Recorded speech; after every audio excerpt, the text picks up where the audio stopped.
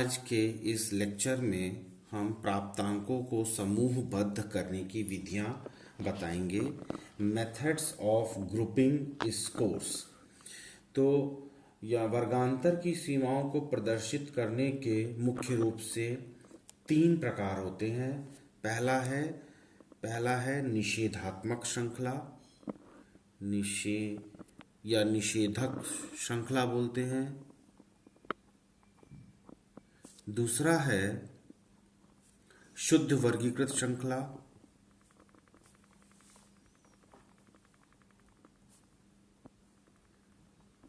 और तीसरा है सामूहिक श्रृंखला।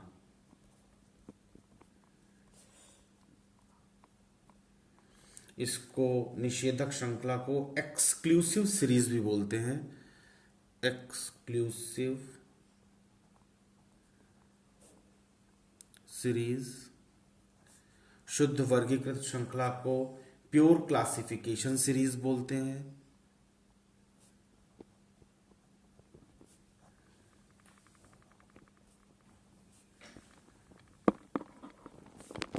और सामूहिक श्रृंखला को इंक्लूसिव सीरीज बोलते हैं।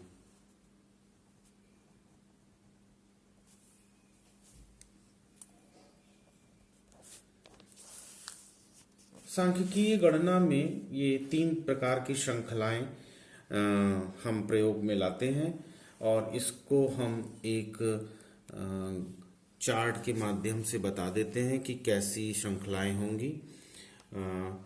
घटते हुए क्रम में हम श्रृंखलाओं को लिख रहे हैं। पहले निषेधात्मक या निषेधात्मक श्रृंखला। दूसरा कॉलम है शुद्ध वर्गीकृत श्रृंखला और तीसरा है सामूहिक श्रृंखला।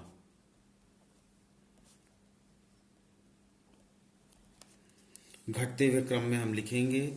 सबसे पहले निषेधात्मक श्रृंखला में अगर हम अंतराल ले रहे हैं 5 का तो 80 से 85। ये 80 से 85 मैंने अपने प्रीवियस लेक्चर के कंटिन्यूएशन में लिया है क्योंकि वहां पर अधिकतम स्कोर 80 था और न्यूनतम स्कोर 30 था, तो उसको ध्यान में रखते हुए 80 से 85, उसके बाद 75 से 80, उसके बाद 70 से 75, 65 से 70, 60 से 65, 55 से 60 और इस तरह से ये श्रृंखला बनती चली जाएगी। 55 से 60, 50 से 55, 45 से 50, 40 से 45, 35 से 40, 30 से 35। यहाँ तक श्रृंखला और भी नीचे हो सकती है, ऊपर भी हो सकती है। यहाँ पर वर्ग अंतराल, ये ध्यान देने योग्य बात है कि वर्ग अंतराल 5 का लिया गया है।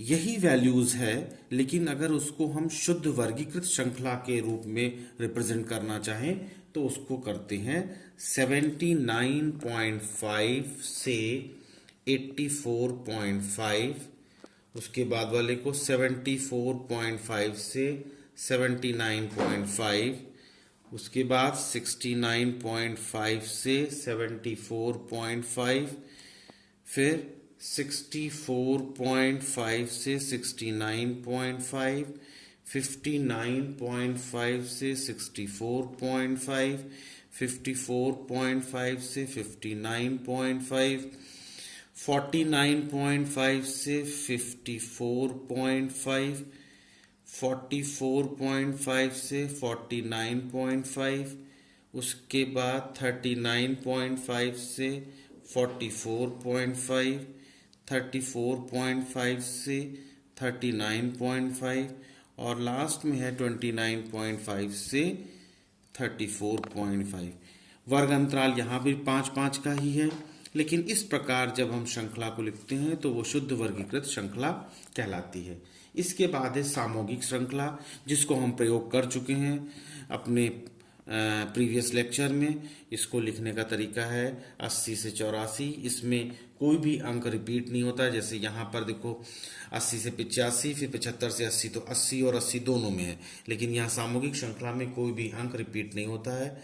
75 से 75 to 79, thereafter 70 to 74, thereafter 65 to 69, उसके बाद 62, 64, उसके बाद 55 से 59, thereafter 50 to 54, thereafter 45 to 49, thereafter 40 to 44, thereafter 35 to 39, and the last one is 30 to 34।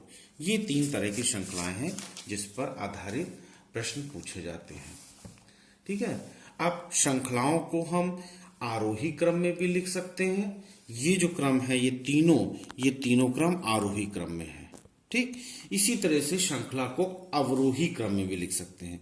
तो श्रृंखला को हम 2 तरीके से लिख सकते हैं। श्रृंखला को एक तो आरोही क्रम में, ये ऊपर की तीनों श्रृंखलाएं ऊपर के उदाहरण आरोही क्रम में ही हैं।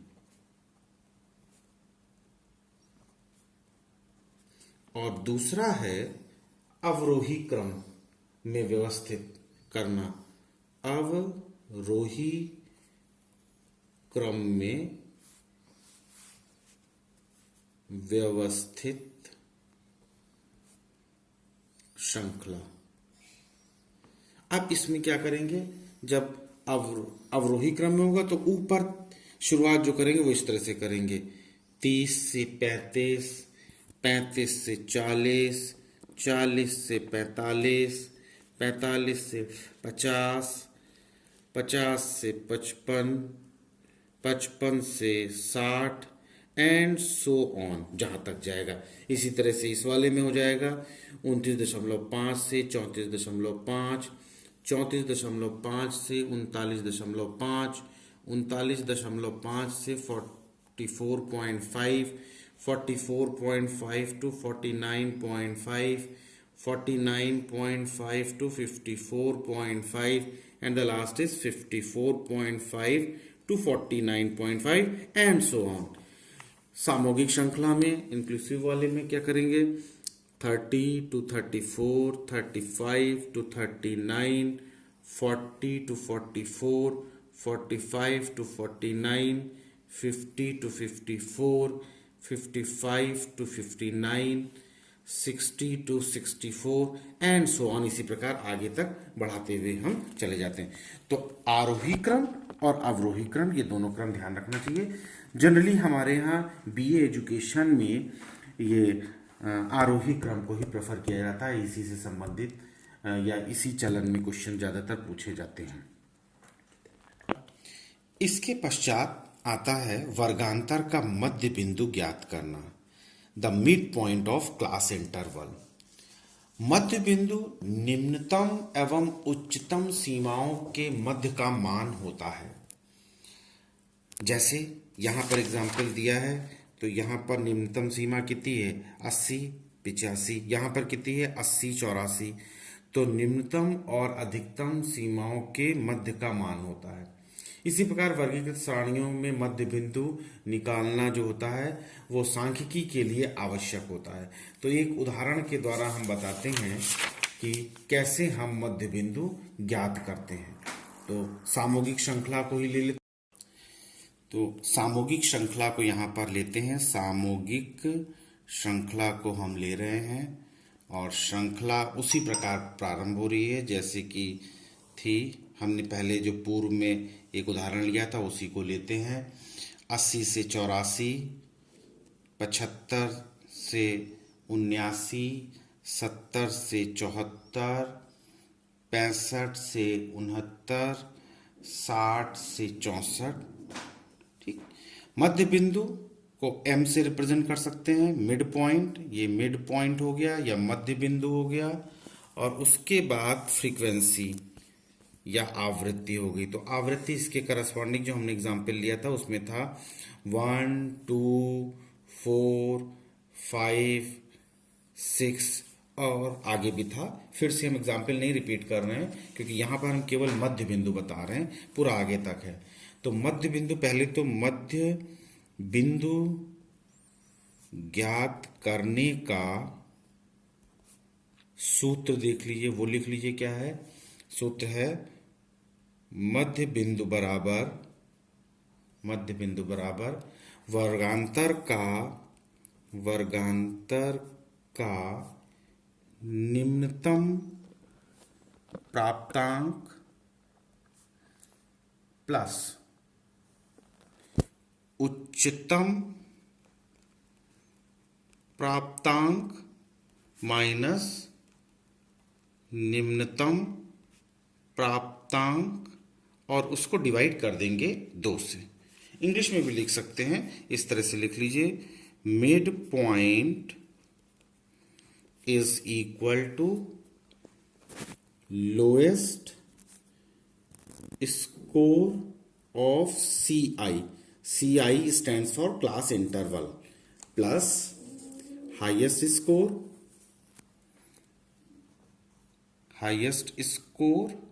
minus lowest score divided by 2। अब एक एग्जाम्पल ले लेते हैं। जैसे यहां पर ये देखिए, ये एक वर्ग अंतराल हमने लिया, इसमें अगर हम फॉर्मूला लगाते हैं तो मध्य बिंदु क्या हो जाएगा? मध्य बिंदु बराबर वर्गांतर का निम्नतम प्राप्तांक कितना है? 80 है, प्लस वर्गांतर का उच्चतम कितना है? 84 है, माइनस वर्गांतर का निम्नतम प्राप्तांक कितना है? 80 है, डिवाइडेड बाई 2। तो बराबर हो गया 80 प्लस 84 में से 80 गया 4/2 इज इक्वल टू 80 प्लस 4/2 मतलब 2, मतलब हो गया 82। अब देखो ये हो गया इसका मध्य बिंदु 82। डायरेक्ट भी निकाल सकते थे, 80 प्लस 84 को जोड़ो और 2 से डिवाइड कर दो तो भी 82 आएगा। लेकिन अब आगे एक ध्यान रखते हैं कि बार बार ये फॉर्मूला लगा के हम इस तरह से नहीं करेंगे, क्योंकि हमको पता है वर्ग अंतराल जो है वो 5 का है। तो इसमें से 5 आप घटा दीजिए, तो 82 माइनस 5 तो कितना हो जाएगा? 77। तो हमको दूसरा निकालना नहीं पड़ेगा। फिर 77 माइनस 5 72 हो गया, 72 माइनस 5 कितना हो गया? 67 हो गया, 67 माइनस 5 कितना हो गया? 62 हो गया। और इसी तरह से आगे का भी निकाल सकते हैं, जो ये 55 और 59 है, उसके बाद 50 से 54 है, 45 से 49, 40 से 44, 35 से 39, 30 से 34। ये एक एग्जाम्पल चल रहा था पूरा, तो मैंने यहाँ पे आपको बता दिया है। और इसके अनुसार इसका जो फ्रीक्वेंसी था वो 10 था, 7 था, 6 था, 4, 3 और 2। अब देखो 62 में से 5 गया तो क्या हो गया? 57, 57 में से 5 गया 52। तो ये जल्दी हो जाएगा। अगर क्लास इंटरवल 10-10 का हो तो 10-10 घटा देंगे, एक निकाल लेंगे, चाहे नीचे वाला निकाल देंगे तो 10-10 जोड़ते चले जाएंगे। नीचे वाला निकाल लें तो यहाँ पर वर्ग अंतराल 5 का है तो 5-5 जोड़ते चले जाएंगे, तो 52, 52 में से 5 गया 47, 47 में से 5 गया 42, 42 में से 5 सब्ट्रैक्ट किया तो 37, और 37 में से 5 सब्ट्रैक्ट किया तो 32। ये लॉजिक लगा के हम आसानी से कर सकते हैं, अपने समय को बचा सकते हैं। तो इस तरह से वर्गांतर का मध्य बिंदु हम ज्ञात करते हैं। ये यहाँ पर समाप्त होता है। और चैनल को सब्सक्राइब करिए, लाइक करिए, और अगर कोई चीज़ पूछनी हो तो चैट बॉक्स में आप पूछ सकते हैं, उसका समाधान करने का मैं प्रयास करूंगा। धन्यवाद।